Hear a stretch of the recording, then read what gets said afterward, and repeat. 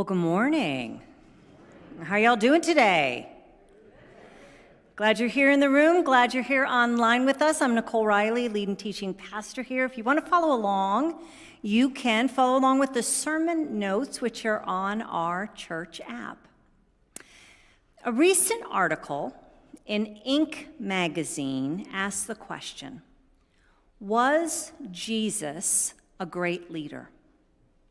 Now, Inc. magazine is a business magazine. It's not a religious magazine. And yet it was asking this question about Jesus and his leadership. And basically they said, yes, Jesus was a great leader. And they gave these reasons. Now, see if you agree that these are part of being a great leader. First, they said, great leaders like Jesus are great storytellers. Great leaders like Jesus are great servants. And great leaders like Jesus balance conviction and compassion. I think that's a really interesting list. And it makes me think about what leadership is and why leadership matters so very much. Today we begin our new series, Leading Like It Matters to God. And over these next 4 weeks, we're going to be talking about leadership. And I want to start by saying that we are all leaders. So you may not be the boss at your office, but we are all leaders. And I say that because you are a leader in your life. You're the one who sets your goals and your plans and your follow through. You're a leader in your community, which is your family, your friends. And that could look like when you plan a trip or when you pick out dinner. You lead in the world. You lead in the world through your job, but also because of the things you care about and the time and energy you give to causes you care about. PTA is a place for leadership for many people, or you lead in your neighborhood, or you lead in the church. So we are all leaders to a greater and lesser extent, and this topic matters to us all because leadership matters, and it matters to God. So let's begin with our text today, which is from Matthew 20. It says, Jesus called them together and said, "You know that the rulers of the Gentiles lord it over them, and their high officials exercise authority over them. Not so with you. Instead, whoever wants to become great among you must be your servant, and whoever wants to be first must be your slave, just as the Son of Man did not come to be served, but to serve and to give his life as a ransom for many." The word of God for the people of God. Thanks be to God. I think we need leadership, especially now. I don't know if you have noticed, but the world has changed quite a bit as we come out of this pandemic. And I hope that over these weeks we would consider things like, how do I want to lead in this new season? And how do I want to treat other people in this time? And how do I want to move not only my life forward, but the things I care about in the world forward? Today, as we talk about leading like Jesus, we're going to look at how this really undergirds all of the weeks when we talk. And I think Jesus gave us a model of leadership that is the best model for us. Now, it's not the easiest, I will say that. But I think it's the model that produces the most change, the fullest life, and I think it changes our world. So over the next 3 weeks, we will talk about leading ourselves, leading in community with our family and friends, and I'm hoping this is just in time for the holidays as we think about that. and also leading in the world. So that's your school or your work or churches and communities that you're involved in. Also each week, on Monday, there will be a special e-blast that will focus on leadership. That'll be a way for you to kind of take what you've heard on Sunday and have a little more space to think about it. And so if you get the regular Friday e-blast, you'll get it. But if you don't, you can always, of course, sign up at the church website. And my goal for us is that we would become more confident and inspired leaders. So no matter if you are a boss or a mom or a dad, a youth or a teacher, a laborer, or if you are retired, wherever you find yourself, I think this series will have something for you. Our text today is a great text for us to start with because it invites us to consider how Jesus' way of leadership is very different from the world's way of leadership. Let me set up the text a little for us, the text we just heard. Right before what we heard, Jesus was confronted by the mother of James and John, two of Jesus' disciples. And like any good mother, she is all about helping her children get ahead. And so she has come to Jesus and she asks him, would he put her sons, one at Jesus' right hand and one at Jesus' left hand, meaning that they would rule with Jesus. Jesus basically tells her that's not up for him to decide, but in the meantime, the other disciples have all heard this, and they are not very happy about it. They're grumbling about it, probably because their mom didn't ask first.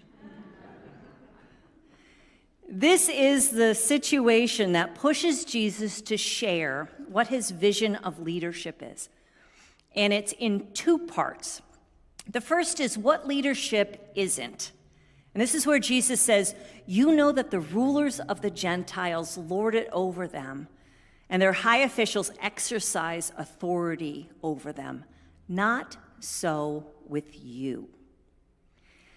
There are, of course, a lot of ways of leading, but Jesus knew that too many times leadership looks like an over-under relationship, meaning that the leader is over the people that they are leading, and those people are underneath, lacking authority and control of their lives. Maybe you've been in a situation like this. I know I have. It is a terrible feeling when you have so little control over your own life. And if the person who is yielding that power is not in a great mood or is motivated by fear or selfishness, you can end up feeling pretty vulnerable. Jesus then shares what leadership looks like. He says, leadership is, instead, whoever wants to become great among you must be your servant, and whoever wants to be first must be your slave. So Jesus' new model of leadership stands in contrast to the leadership of the day, and certainly to the leadership we still experience today. Jesus basically says in the text, if you want to lead, you need to serve. If you want to be first, you have to put yourself last. If you look at what Jesus says about leadership throughout the Gospels, you hear basically these three things over and over again. Jesus says, it shall not be so among you. We heard that in our text today. Jesus basically saying to us that this is not the way that you normally think leadership looks like, this is not the way. And then Jesus is always saying, the greatest among you is the humble, the servant, the one who goes out of their way for others, the child. And then the last thing Jesus says over and over again in the Gospels is that you also should do just as I have done for you. And that's an important one because Jesus' leadership calls for us to do what Jesus did in the world, We are to be mirrors of what Jesus did as a leader. So if you put all this together, you could call this big idea servant leadership. Now, servant leadership is kind of a shorthand way of talking about this new style of leadership that Jesus brought. But the problem with it is the first word, servant. Nobody likes that word. It is not a popular word. We want to skip over it and get to the leadership part. It's a rough word. It makes us worry that someone's going to take advantage of us, that we're going to find ourselves in a difficult situation. And so if you see that and you're a little like, ooh, I don't know about this, kind of put that to the side. We will talk about what it looks like. And then we will talk about what servant leadership means, not only today, but throughout our time together. So let's start by talking about what servant leadership looks like. First, a servant leadership is motivated by love. If you hear nothing else today, I want you to hear this piece. When we are motivated to serve out of love, that is in contrast to power or money or control.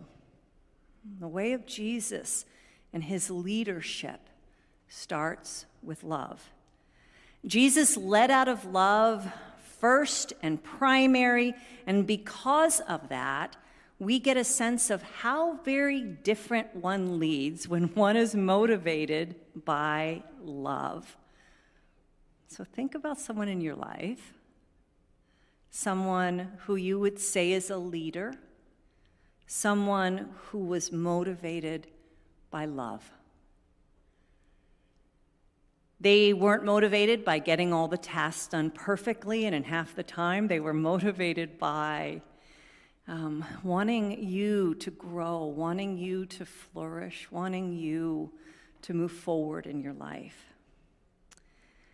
A big part of this kind of love that Jesus shared and calls us to share as servant leaders is compassion. You know, compassion is a piece of love. Compassion for people, compassion for those who are marginalized, compassion for people's imperfections in the midst of leading.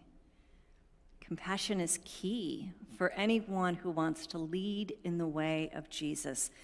And so ask yourself over these weeks, as you see yourself in different situations, am I coming from love? Am I coming from compassion in my leading with my family, with myself, in my work, in my church? Is love my key motivation? My goal is that over these weeks we work on this together, because we all fall short in this area sometimes. I want us to find that our leadership is more rooted and grounded in love after we've talked about leadership over these 4 weeks. Okay, so first, Jesus' leadership style is motivated by love. Second, Jesus' leadership style is grounded in what I'm going to call inner confidence. Now, you may wonder what this has to do with servant leadership. Well, here's how it appears to me. It appears to me that inner confidence or inner strength is what actually allows us to serve people out of love. Meaning, if we have this inner confidence and we know who we are, then we don't have trouble putting our ego aside. We don't have trouble doing things that we might think are below us. We can put on that servant's apron.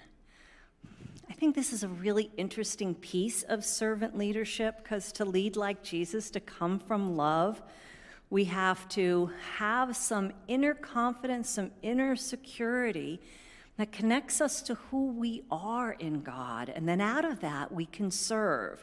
You know, many times we don't know who we are, and we get in a leadership situation where we're fearful, and we start leading out of fear, trying to prove ourselves.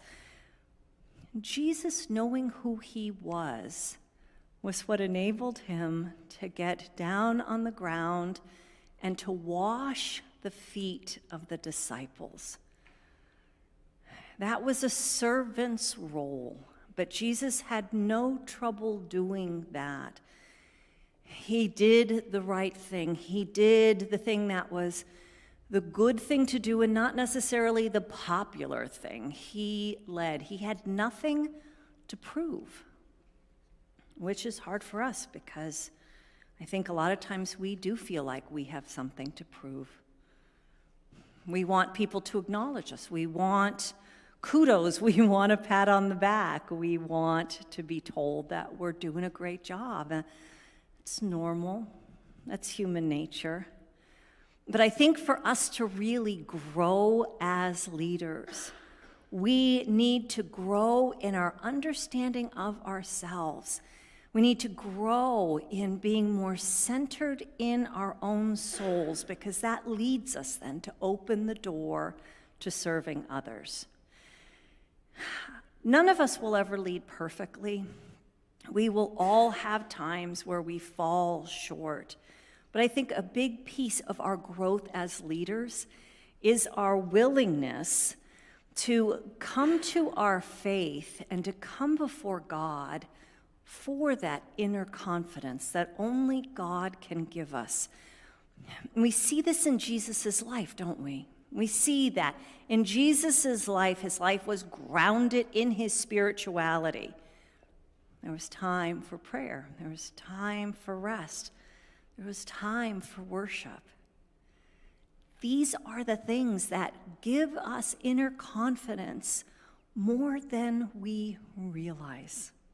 And to lead like Jesus, to have this inner confidence, we need to be rooted in our own practices of prayer and worship and service. So first, Jesus' leadership style is motivated by love. Second, Jesus' leadership is grounded in his inner confidence, rooted in his faith.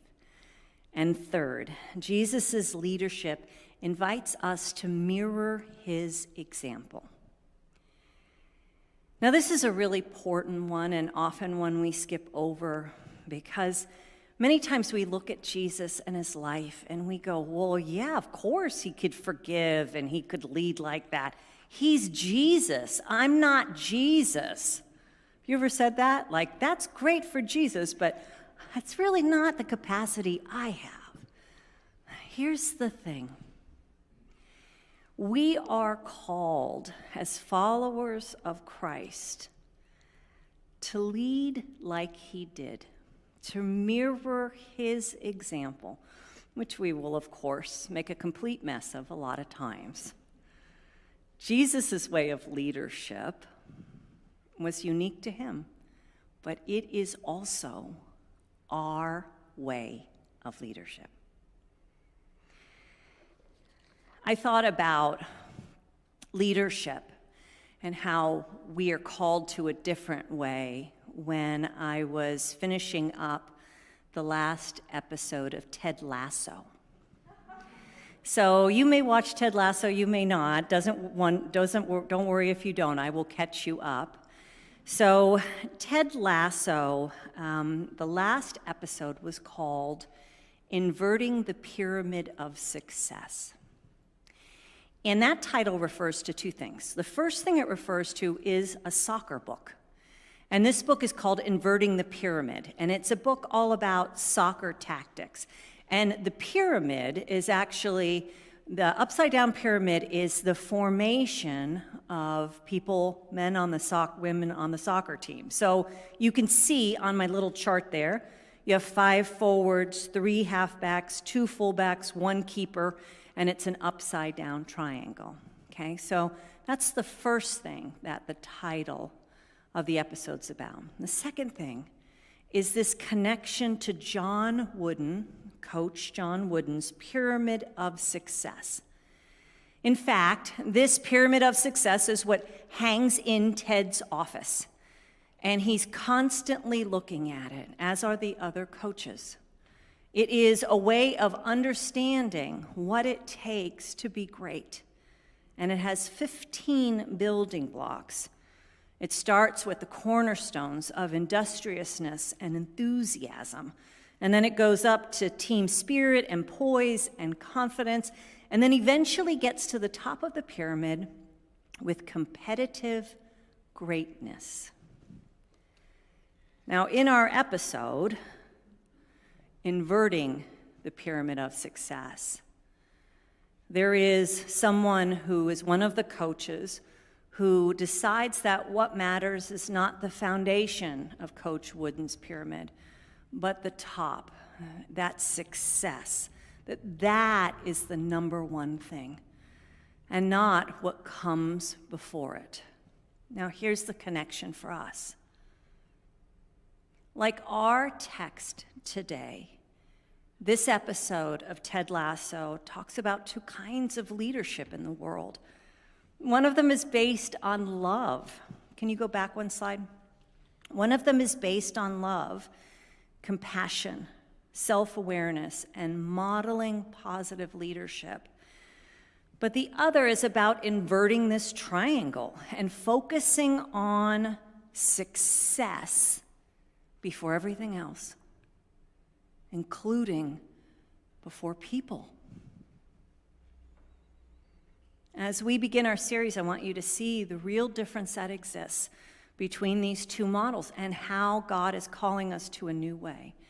So the traditional model of leadership sees leadership as a rank to obtain, uses power and control to drive performance, measures success through output, speaks, and believes it's about them, versus servant leadership, which sees leadership as an opportunity to serve others, shares power and control to drive engagement, measures success through growth and development, listens and understands it's not about them. Servant leadership calls us to more. It calls us to this way of Jesus, this way of love and compassion, this way of self-confidence, so that we might model for the world this new way of leadership. You could summarize the big difference between these two models as, in the world, leadership is about success, but for Jesus, leadership is about service. That can be hard for us to hear, though. It is hard for us because we often shy away from service. We too often feel we're entitled, and that things should come to us, and that people should take care of us, and that certain things are below us. Servant leadership, though, is not about serving others. Servant leadership is about being a servant of God, which calls us to all kinds of things, including the service of our brothers and sisters. Today we are celebrating leadership here at the church, servant leadership, those who serve in our congregation. And we've awarded 3 groups the Towel and Basin Award as we've celebrated.